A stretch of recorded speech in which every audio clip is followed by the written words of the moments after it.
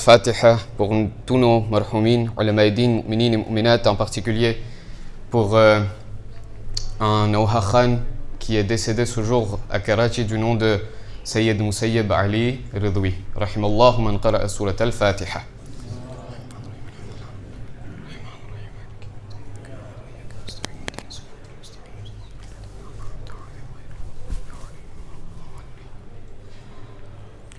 بسم الله الرحمن الرحيم الحمد لله رب العالمين الحمد لله الذي لا يبلغ مدحته القائلون ولا يحصي نعماءه العادون ولا يؤدي حقه المجتهدون الحمد لله الذي بعد فلا يرى وقرب فشهد النجوى تبارك وتعالى ثم الصلاة والسلام والتحية والإكرام على سيد المرسلين وخاتم النبيين وشفيع المذنبين الرسول المؤيد والنبي الممجد المصطفى الأمجد الذي سمي في السماء بأحمد وفي الأرض بأبي القاسم محمد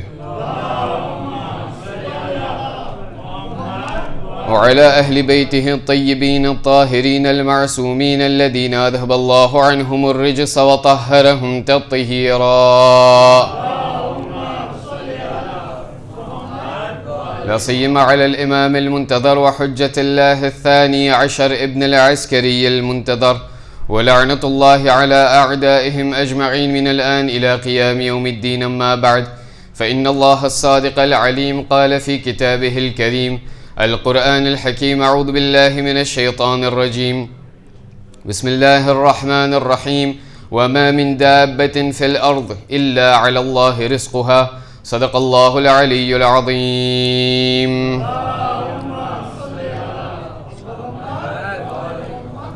Je vous demanderai un meilleur salawat ala Muhammad wa ali Muhammad.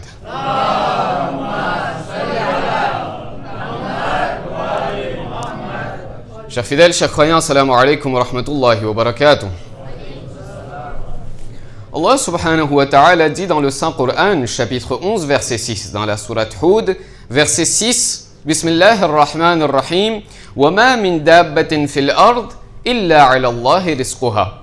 Il n'y a point de Dieu, il n'y a point de bête sur terre dont la subsistance n'incombe à Allah. En analysant ce verset ce soir, j'aimerais que nous prêtions attention sur plusieurs points qui sont les suivants. Dans le monde d'aujourd'hui, nous voyons que dans notre communauté, plus particulièrement, il y a un terme que nous utilisons très souvent. Et ce terme, nous l'utilisons, mais malheureusement sans le comprendre parfois, sans le comprendre totalement ou soit le comprendre correctement. Et ce terme est le terme rizq, le terme subsistance. Nous avons tendance à parler de la subsistance, nous avons tendance à parler du rizq, mais parfois, il m'arrive de ne pas forcément comprendre ce terme ou de le comprendre d'une manière partielle. Vous savez, lorsqu'on parle de subsistance, lorsqu'on parle de rizq, parfois nous entendons les gens, nous entendons bon nombre de personnes qui nous disent « Mais Allah subhanahu wa ta'ala ne me donne pas ma subsistance. Je n'arrive pas à avoir ma subsistance d'une manière qu'il le faut. Ma subsistance, par exemple, ne me suffit pas. La subsistance que Allah subhanahu wa ta'ala m'accorde ne me suffit pas. » L'exemple de ces personnes, prenons mon propre exemple à moi, lorsque je me dis que je n'arrive pas à avoir ma subsistance d'une manière totale, ou ma subsistance ne me suffit pas. Les urafa et les savants me donnent l'exemple suivant. Vous savez, les urafa ont tendance, et les mystiques ont tendance à me faire passer un message à travers des contes parfois. Les mystiques me donnent l'exemple de poissons. Les mystiques disent, voyez-vous, un jour, au fin fond de l'océan, un meeting, une assemblée générale des poissons se tint. Les poissons formèrent une assemblée générale, ordinaire, extraordinaire, je vous laisse le choix libre. Lorsque ces poissons se réunirent, eh bien, dans l'ordre du jour, figurait un point. Un poisson se leva et dit « J'ai une question pour vous tous. » Les autres poissons demandèrent alors « Pose-nous ta question. » Ce poisson en particulier répondit alors « Nous savons tous que la chose qui nous garde en vie s'appelle l'eau. Mais de toute ma vie, je n'ai jamais vu de l'eau. Ce meeting se tient au fin fond de l'océan. Le poisson dit, nous savons tous que la chose qui nous garde en vie, ça s'appelle l'eau. Mais de toute ma vie, moi personnellement, je n'ai jamais vu de l'eau. Est-ce que l'un d'entre vous, quelqu'un parmi vous a déjà vu de l'eau? Les autres poissons se dirent alors, eh bien tu as raison, nous non plus, nous n'avons jamais vu de l'eau. Même si on sait que la chose qui nous garde en vie, eh bien ça s'appelle l'eau. Ils se dirent alors, après bon nombre de débats, après un long débat, ils se dirent finalement, ils arrivèrent à la conclusion suivante. Écoutez, nous n'avons pas la réponse à cette question, eh bien nous avons une solution. Encore au plus profond de l'océan, de ce même océan, nous avons un autre poisson que l'on appelle le poisson sage, que l'on appelle le poisson jaune. Allons le voir, étant donné qu'il est plus âgé que nous, il a peut-être vu de l'eau dans sa propre vie. Tous ces poissons formèrent alors un groupe et se rendirent alors auprès de ce poisson sage et lui leur posèrent leurs questions. Lui dirent, ô poisson sage, nous avons une question, nous avons une problématique. Il demanda alors, quel est votre problème? Ils répondirent, nous savons tous que la chose qui nous donne de la vie s'appelle l'eau. Mais nous n'avons jamais vu de l'eau dans notre vie. Est-ce que tu as vu de l'eau? Tu as déjà vu de l'eau dans ta vie? Le poisson sage répondit alors, bien sûr que j'ai déjà vu l'eau. Ces derniers demandèrent alors, le groupe demanda alors, ô poisson sage, montre-nous où est-ce que tu as vu de l'eau. Nous aussi, nous souhaitons voir la chose qui nous donne vie, la chose qui nous permet de vivre. Nous aussi, nous souhaitons voir cette eau. Montre-nous où est-ce que tu vois de l'eau. Ce poisson sage répondit alors, vous d'abord, montrez-moi où est-ce que vous ne voyez pas de l'eau, je vous montrerai ensuite où est-ce qu'il y a de l'eau. Vous d'abord, montrez-moi où est-ce qu'il n'y a pas de l'eau, où est-ce que vous ne voyez pas d'eau. De la même façon, Allah subhanahu wa ta'ala me dit, ô mon serviteur, où est-ce que tu ne me vois pas? Où est-ce que tu ne me vois pas? Aynama kuntum. Huwa ma'akum aynama kuntum. Le Seigneur est avec vous. Allah subhanahu wa ta'ala est avec vous. Les bienfaits de Allah sont avec vous, mais c'est vous qui ne les voyez pas. C'est la raison pour laquelle nous voulons analyser ce soir, nous voulons voir ce soir le concept de rizq, nous voulons voir ce concept de subsistance, et nous allons le faire, nous allons analyser ce concept en répondant à 3 questions. Premièrement, qu'est-ce que le rizq? Qu'est-ce que la subsistance? Et comment nos ulama le définissent? Deuxièmement, à quel endroit voyons-nous cette subsistance? À quel endroit voyons-nous ce rizq? Et quelle est sa différence? Quelle est la différence entre le rizq et le fadl? Et troisièmement, enfin, quelles sont nos responsabilités? Moi, en tant qu'être humain, moi, en tant que musulman, moi, en tant que partisan du prophète, quelle est ma responsabilité envers les bontés et les bienfaits de Allah subhanahu wa ta'ala? Lorsque l'on demande à nos ulama et akhlaq, lorsque l'on demande à nos savants ce qu'est le rizq, ce qu'est la subsistance, eh bien Allah subhanahu wa ta'ala le répond de différentes façons dans le Saint-Coran, et nos Ahlul Bayt, nos infaillibles, alayhim salatu wassalam, nous montrent dans leur vie et nous indiquent à maints endroits, à maintes reprises, ce qu'est le rizq, ce qu'est la subsistance. Mais voici ce que nos ulama nous répondent. Ils nous disent, vous savez, Allah subhanahu wa ta'ala a créé l'homme d'une certaine façon, d'une manière assez particulière. L'homme dans sa vie possède plusieurs besoins que l'on appelle les besoins primaires. L'homme a par exemple besoin de manger, l'homme a besoin de se nourrir. Allah subhanahu wa ta'ala lui pourvoit alors de la nourriture et un repas, que ce soit qu'il s'agisse d'une simple miche de pain ou qu'il s'agisse d'une grande table garnie. Allah subhanahu wa ta'ala lui pourvoit de la nourriture, qu'il s'agisse d'une miche de pain ou qu'il s'agisse d'une table garnie. Ensuite, l'homme dans sa vie a besoin de boire. Allah subhanahu wa ta'ala lui donne alors des boissons, lui donne alors des choses afin qu'il puisse étancher sa soif, qu'il s'agisse ensuite d'une simple bouteille d'eau ou qu'il s'agisse de boissons de variétés multiples. L'homme a également besoin d'habits et de vêtements pour se vêtir. Allah subhanahu wa ta'ala lui pourvoit alors des vêtements, qu'il s'agisse ensuite d'une simple couverture ou qu'il s'agisse de polo Ralph Lauren. Enfin, l'homme a besoin d'une habitation pour habiter. L'homme a besoin d'habitation pour vivre. Excusez-moi. L'homme, étant donné qu'il a besoin d'habitation, Allah subhanahu wa ta'ala le pourvoit d'une habitation et d'une maison. Qu'il s'agisse ensuite d'un petit appartement ou qu'il s'agisse d'une grande villa à 5 étoiles. Allah subhanahu wa ta'ala pourvoit tous ses besoins à l'homme et à la créature, à cette créature que l'on appelle l'individu. Ce que moi je vois dans ma vie, tout ce qui répond au strict minimum de mes besoins, j'appelle cela un risque, une subsistance. Vient alors à la question suivante. Je l'ai demandé à mes ulama et akhlaq, je l'ai demandé aux savants. Mais moi, quand je m'assois au iftar ici, par exemple, quand je m'assois au iftar à la maison, je ne vois pas qu'une miche de pain. Même si une miche de pain me suffit, même si une seule assiette me suffit, mais je vois toute une table garnie devant moi. Comment est-ce que ça s'appelle? Eh bien, les ulama me disent, ce qui te suffit comme strict minimum, ça s'appelle le risque. Ce que tu vois au-delà de tes besoins, ce que tu vois au-delà du strict minimum, ça s'appelle le fadl ilahi. Ça s'appelle la bonté divine. Quelle est maintenant la différence? Je vais vous l'expliquer très rapidement. Prenons l'exemple d'un camion que j'ai loué afin de déménager. J'ai quitté, par exemple, Port-Louis pour aller m'installer dans un autre quartier. J'ai appelé un camion qui m'a dit « Je peux t'emmener tous tes meubles, je vais déplacer tous tes meubles, cela te prendra 150 €, par exemple. » Après avoir vu tous les efforts que cette personne a faits, eh bien, je ne lui donnerai pas uniquement 150 €, je lui donnerai 200 €. Cette personne viendra et me dira « Mais notre marché s'était conclu à 150 €. » Je lui dirai « Très bien, mon ami. Les 150 €, c'était le rizq qui était prévu pour toi. Les 50 € de plus que je t'ai donné, ça s'appelle le fadl. » De cette même façon, Allah subhanahu wa ta'ala a déversé son flot, a déversé une rivière, a déversé une pluie de bonté sur moi, mes amis. C'est la raison pour laquelle, dans le qunut, qu'est-ce que notre saint prophète, Muhammad Mustafa sallallahu alayhi wa sallam,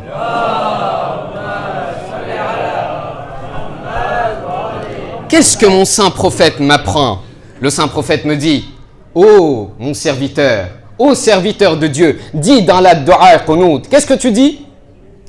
Ilahi, Rabbi amilna bifadlik, wa la tu'amilna bi'adlika ya karim. Je sollicite votre attention. Rabbi amilna bifadlik, wa la tu'amilna bi'adlik. Ô Seigneur, lorsque tu agis avec moi au jour du jugement, eh bien je voudrais que tu agisses avec moi avec bonté. N'agis pas avec moi avec ta justice. Pourquoi? Parce que lorsque tu agis avec ta bonté, eh bien nous parlons de miséricorde, nous parlons de bonté divine. Mais lorsque tu agis avec justice avec moi, eh bien dans la justice, l'aiguille restera toute droite. Il n'y aura pas de plus, il n'y aura pas de moins. Mais voyez-vous mes amis, un endroit dans lequel je vois ce fadl, un endroit où je vois cette bonté divine, ce flot de bonté divine, vous savez où est-ce que c'est mes amis? Il s'agit de ma propre communauté à moi. Parcourez le monde mes amis, nous parcourons le monde, tout comme vous parcourez le monde. Demandez aujourd'hui où que vous alliez, la meilleure des communautés chiites dans le monde. On ne sait pas quelle est la meilleure communauté. Mais une chose que je peux vous dire, la poitrine ouverte, la tête haute, je peux vous le dire. S'il y a une communauté sur laquelle les gens prennent exemple, sur laquelle les autres communautés prennent exemple, les gens disent, s'il y a une communauté qui est digne de louange, eh bien c'est la communauté Khoja Shia Ithna Ashari. Vous savez pourquoi? On relate 3 choses, on relate 3 bienfaits, on relate 3 bonnes habitudes de chez les Khoja Shia Ithna Ashari. Première habitude que vous entendrez de partout. On dira, les Khoja sont très chaleureux et très accueillants. Tout comme vous, masha'Allah. Premièrement, la communauté Khoja est très chaleureuse. Deuxièmement, la communauté Khoja est très riche. Troisièmement, la communauté Khoja est très généreuse. Pourquoi est-ce qu'elle est très, très généreuse? Parce que nous voyons un flot, nous voyons une pluie de bonté divine, une pluie de bienfaits que déverse Allah subhanahu wa ta'ala sur cette communauté. Mais voyez-vous mes amis, lorsque Allah déverse son bienfait, lorsque Allah déverse sa bonté sur nous, n'ai-je pas quelques responsabilités moi également vis-à-vis de Allah, mes amis? Moi aussi j'ai quelques responsabilités vis-à-vis de Allah. Voyons ce soir deux responsabilités, voyons ce soir deux choses à faire de ma part envers Allah subhanahu wa ta'ala, et prenons tous ces exemples à la lumière de la vie et des enseignements de Sayyida Khadija salawatullahi wa salamuhu alayha.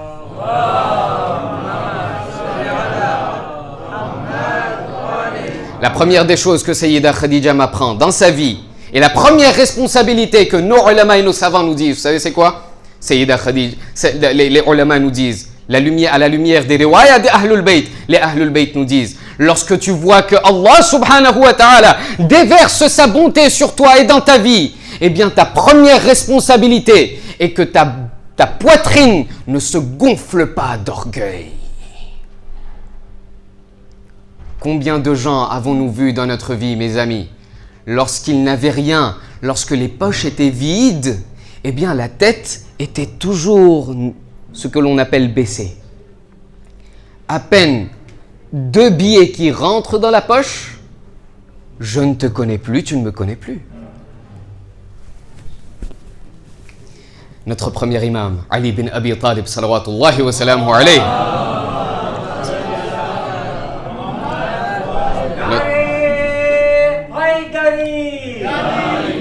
L'émir des croyants dit, Ajibtu libni Adam. Je m'étonne quant à l'homme. Je m'étonne lorsque je vois l'homme. Pourquoi? Ajibtu libni Adam. Awwaluhu nutfa wa akhiruhu jifa wa huwa qa'imun baynahuma thumma yatakabbir. Je m'étonne quant au fils de Adam. Son début est une impureté. Sa fin est une impureté. Il est debout. Il vit entre ces deux impuretés. Et ça lui arrive encore d'être arrogant. C'est la raison pour laquelle Allah subhanahu wa ta'ala dit au prophète Moussa, Ya Moussa, dis donc à ton peuple, dis donc à mes serviteurs de ne pas se gonfler d'orgueil lorsque je leur donne quelque chose. Pourquoi? Parce que ce même monde, cet argent aujourd'hui, eh bien, ils l'ont dans leurs mains. Demain, cette même richesse ira dans la main de quelqu'un d'autre. Le prophète Moussa était en train de marcher un jour afin de se rendre sur le mont Sinaï. Là, au beau milieu du chemin, il croise une personne qui était à moitié enterrée jusqu'au cou. Elle s'était ensevelie dans la terre jusqu'au cou. Cette personne appela alors le prophète Moussa en disant « Ya Moussa !» Il dit quoi? Il dit « Tu crois que ça me plaît d'être comme ça? Tu crois que je prends plaisir à rester dans cet état-là » Il dit « Non, mais dis-moi ce que tu as comme problème. » Cette personne dit alors « Oh Moussa, toi qui vas voir le Seigneur, dis-lui, ça fait des années que je lui demande, ça fait des années que je l'invoque. Je n'ai même pas assez d'argent pour m'acheter de quoi me couvrir les parties intimes. Je n'ai même pas assez d'argent pour me couvrir les parties intimes. Demande donc à Allah, s'il te plaît, de m'octroyer, de m'accorder un tout petit peu, ne serait-ce qu'un peu d'argent, afin que je puisse au moins me couvrir un peu. Moussa dit alors, très bien. Il prit cette dua et avança à nouveau. Lorsqu'il croisa de nouveau une autre personne, cette personne dit alors, oh Moussa, il dit, dis-moi, qu'est-ce qu'il y a? Il dit, vous allez rencontrer Allah? Il dit, oui, je vais sur le mont Sinaï. Il a dit, j'ai aussi une dua, s'il te plaît, s'il vous plaît. Il a dit, dis-moi, qu'est-ce que tu veux que je fasse parvenir à Allah? Cette deuxième personne dit alors, oh Moussa, dites à Allah, vous qui allez sur le mont Sinaï, dites à Allah, ça suffit, c'en est trop. Il a dit, comment? Il a dit, ça fait des années que je demande à Allah, arrête de m'envoyer de l'argent. Arrête de me donner de l'argent, je ne sais plus où le mettre. Je ne sais pas quelle sorte de ta'wid il avait.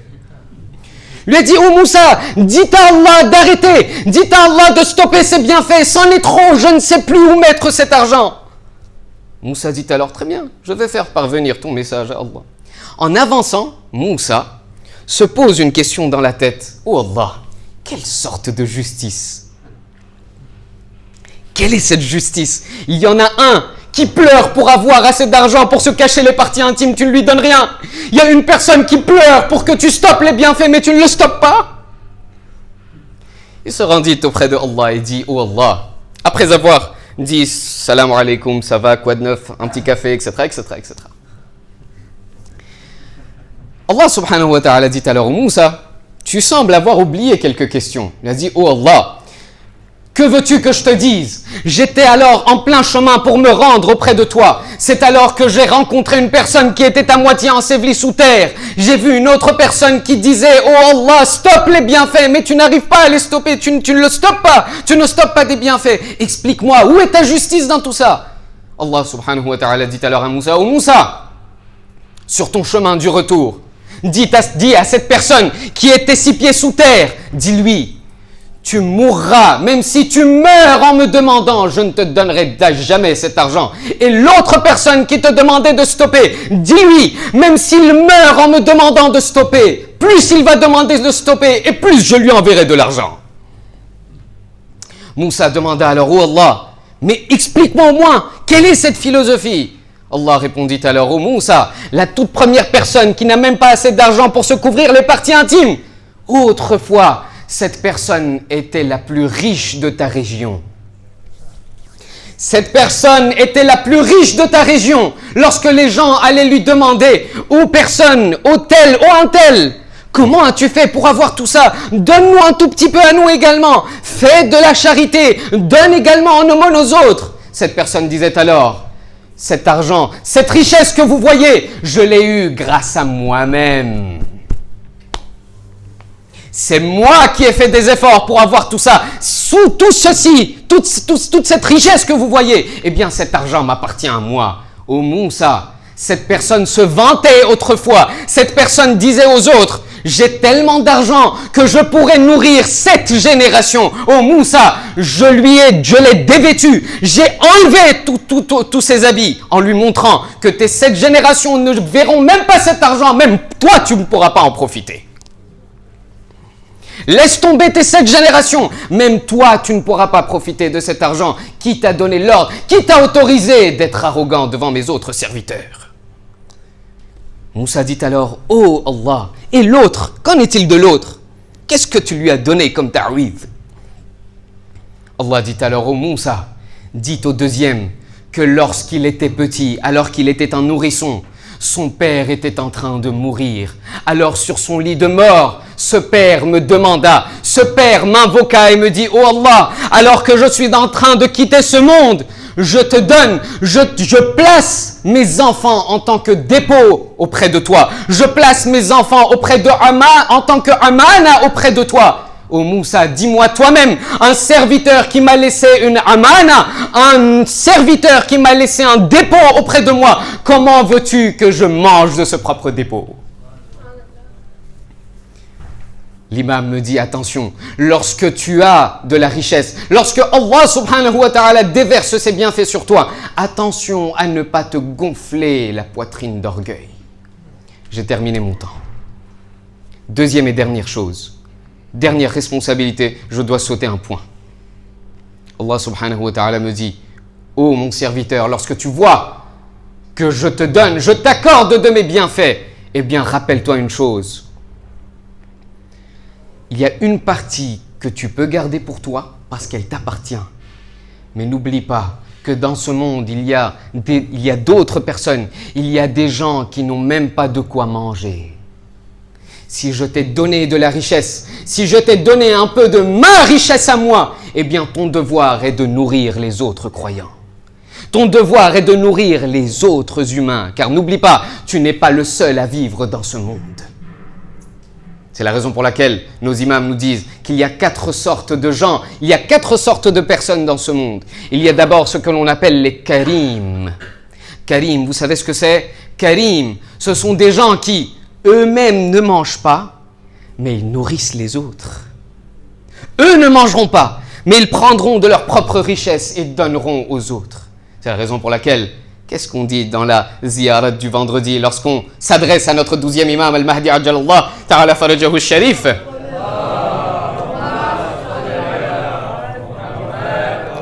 On dit, ya ô imam, anta karimun min awladil kiram.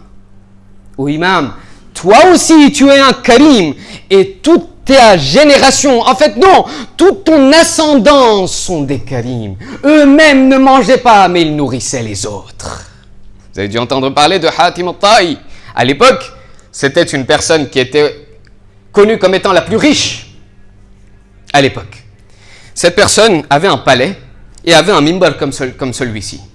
Il s'asseyait tous les matins, Hatim al-Ta'i, il s'asseyait sur son mimbar et il avait 40 portes devant lui. Il y a une personne, un pauvre qui venait et qui mendiait, demandait « Oh Hatim al-Ta'i, donne-moi quelque chose ». Ce dernier prenait et le donnait à ce pauvre. Deuxième pauvre qui entrait par la deuxième porte. Un autre qui entrait par la troisième porte. Lorsque Hatim al-Ta'i mourut, sa mère se lamenta en disant « Oh Hatim al-Ta'i, on n'aura plus jamais quelqu'un comme toi ». Hatim al-Ta'i avait un frère à côté qui commençait à avoir le cœur qui grattait. Il dit alors à sa mère « Ça va, moi aussi je peux le faire ». Il n'y avait pas que Hatim, moi aussi je suis là, je pourrais le faire. La mère lui dit « Je te connais toi, je connais Hatim, vous êtes tous les deux mes enfants, toi tu ne pourras pas le faire ». Il lui a dit « Demain, à partir de demain matin, je m'assois sur ce mimbar, je ferai la même chose ». Il dit « Très bien ». Le lendemain, ce frère s'assit sur le mimbar. Une vieille dame entra de cette façon, en foulard, le visage caché, le visage dissimulé. Elle vint voir le frère de Hatim en disant « Donne-moi quelque chose, j'ai faim !» Le frère de Hatim prit alors quelque chose de sa richesse et le remit à cette dame. Cette dame s'en alla. Cette même dame entra par une deuxième porte, disant « J'ai faim, donnez-moi quelque chose !» Il lui a dit « Tiens !» Et elle partit. Cette même dame entra par une troisième porte. Lorsqu'elle entra par la troisième porte, le frère de Hatim dit « Mais tu me prends pour un idiot? Est-ce que tu me prends pour un crétin? Est-ce que tu ne sais pas? Tu penses que je ne sais pas que tu es toujours la même qui est venue par la première et la deuxième et la troisième? C'est bon, je t'ai donné par une porte, va-t'en maintenant !» La dame enleva son foulard et lui a dit « Je suis ta mère. Je suis ta mère. Je te l'avais dit hier. Hier même, je te l'avais dit. Tu ne pourras pas faire ce que ton frère Hatim faisait. De cette même façon, j'ai fait les 40 portes auprès de Hatim. Hatim ne m'a jamais rien dit, il m'a toujours donné par les 40 portes. » Vous avez compris jusqu'ici? L'imam Ali était en train de raconter cette histoire de Hatim al-Ta'i à ses compagnons. C'est alors que l'imam dit, savez-vous, malgré ce que Hatim faisait, Hatim donnait tellement peu. Hatim donnait tellement peu qu'il fallait aux pauvres passer par 40 portes. Voyez la sainteté des Ahlul Bayt. Lorsque les Ahlul Bayt, lorsqu'ils font de l'aumône, lorsqu'ils font de la charité, ils donnent tellement par la première porte que les pauvres n'ont plus besoin de venir par les portes suivantes. Ils donnent tellement par la première porte qu'après il n'y a plus besoin de venir par les autres portes. C'est ça les Ahlul Bayt. Et c'est ce que Khadija a fait, mes amis. Deuxième, et j'ai vite terminé. D'abord les Karim, ensuite les Sahi. Eux aussi mangeront et aux autres aussi donneront. Troisièmement, il y a ce qu'on appelle les Bakhil. Ils ne donneront pas aux autres, mais eux seuls vont manger. Et après, il y a la dernière catégorie, ce que l'on appelle les La'in. Eux non plus ne mangent pas et ne laissent pas les autres manger également. Voyons mes amis, ce soir, la nuit dans laquelle nous commémorons le shahada, le martyr de la princesse d'Arabie, demandons-nous, à quel niveau sommes-nous? À quel niveau nous sommes? Suis-je un Karim? Suis-je un Sahi? Ou alors un Bakhil? Ou enfin un La'in? Car c'est ce soir, mes amis, que nous assistons, nous commémorons le wafat, le martyr d'une dame que l'on appelait Khadija. C'est cette même Khadija. J'aimerais solliciter deux minutes de votre vie, mes amis. Vous savez, mettez-vous à la place d'une mère. C'est cette même Khadija qui mangea alors au Shorb Abi Talib, qui se nourrit de plantes empoisonnées et qui éventuellement tomba malade. Jusqu'au point où elle commençait à prendre ses derniers soupirs. Alors, sur son lit de mort, le saint prophète s'approche de sa chère épouse et lui dit « Oh mon épouse Khadija, tu es en train de me quitter? Tu vas me laisser alors que je n'ai même pas commencé mon chemin ?» Khadija dit « Oh mon cher époux, depuis le début de votre message, je vous ai assisté. Depuis le début de votre mission, je vous ai assisté. Je ne vous ai jamais dit non à quoi que ce soit. Aujourd'hui, alors que je m'en vais rejoindre mon Seigneur, j'aimerais solliciter une chose de votre part. J'aimerais vous demander une chose. Imaginez ce qu'a dû demander la dame Khadija, mes amis. Le saint prophète lui dit alors, « Ô Khadija, tout ce que tu me demanderas, je le ferai pour toi. Tout ce que tu me demanderas, je le ferai pour toi. » Khadija dit alors au prophète, « Je ne veux rien d'autre, mais je vois à côté de vous ma petite fille Fatima az-Zahra. Je vois ma fille az-Zahra. Ô mon cher prophète, lorsque ce monde j'aurai quitté, il n'y aura personne pour prendre soin de ma fille az-Zahra. Ô mon prophète, lorsque j'aurai quitté ce monde, ma fille az-Zahra sera ce que l'on appelle une orpheline. Ô mon prophète, lorsque j'aurai quitté ce monde, je voudrais que vous soyez une mère pour ma fille az-Zahra. Je voudrais que vous preniez soin de ma fille az-Zahra. » Imaginez ce qu'a dû subir le prophète. J'imagine, mes amis, que le prophète a bien eu envie de dire à sa dame Khadija, à son épouse, « Oh, madame Khadija, ne t'inquiète pas, lorsque tu auras quitté ce monde, ce n'est pas moi qui vais m'occuper de ta fille, c'est ta fille qui s'occupera de moi. C'est ta fille qui sera ce que l'on appelle la mère de son père. » Mais je me demande, mes amis, mettez un instant, mettez un moment votre main, posez-la sur votre poitrine et demandez-vous, peut-être que le saint prophète a dû avoir envie de dire à sa dame Khadija, « Oh madame Khadija, oh madame Khadija, ne t'inquiète pas, il viendra un moment où à peine aurai-je quitté ce monde que les ennemis viendront à la porte de cette même fille az-Zahra. Les ennemis viendront et mettront le feu à la porte de cette même fille az-Zahra. Les ennemis viendront et assassineront le muhsin de cette même Zahra. Oh Khadija, un jour viendra où cette même fille az-Zahra deviendra une mère. Oh Khadija, viendra un jour où cette fille az-Zahra aura un fils qui s'appellera Hussein. Oh madame Khadija, un jour viendra lorsque cette Zahra, alors qu'elle sera mère, elle verra de ses propres yeux sur la plaine de Karbala comment son fils sera alité sur le sol de Nainawa et comment Shimr sera assis sur la poitrine de Aba Abdullah. Et c'est alors que cette même Zahra dira à Shimr, « Oh Shimr, aie pitié de mon fils Hussein. » على لعنة الله على القوم الظالمين وسيعلم الذين ظلموا أي منقلب ينقلبون لله وإنا إليه راجعون. إن الله وملائكته يصلون على النبي يا أيها الذين آمنوا صلوا عليه وسلموا تسليما.